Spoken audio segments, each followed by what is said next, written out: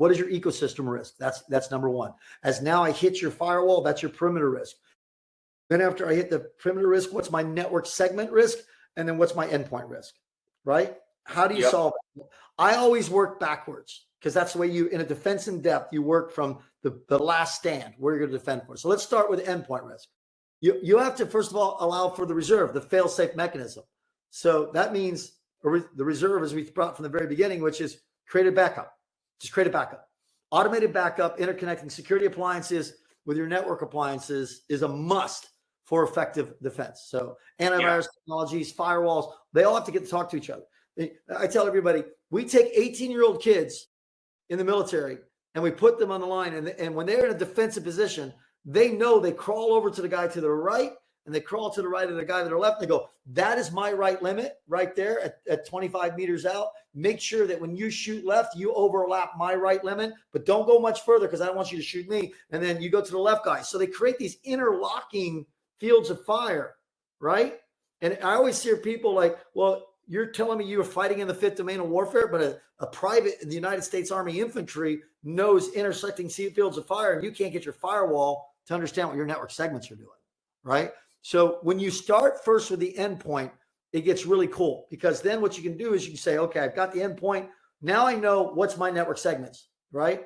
So then I can say, well, here's where my east-west traffic is. Here's my north-south traffic. Here's my port utilization, both static and dynamic. Now, after I identify that, I can move back out to my perimeter risk, and I can start identifying what's happening from the perimeter, and then who's in my business ecosystem. If you're not taking some form of threat intelligence, at least at the octet level for cyber attacks at the IP address level, you might want to consider that.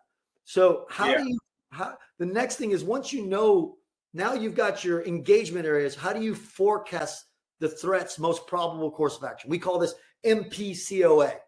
So you have to create a capabilities intentions or a gap identification model. That's essentially what a most probable course of action is. And so how do you identify the gaps? It's so really simple.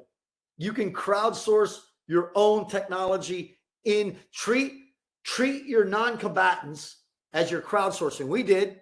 I went and asked people, hey, have you guys seen anybody that looked like this? Or have you seen anybody like linger around this area? Or you do this? Like, oh, yeah, great. Hey, you know what? Here's some food, right?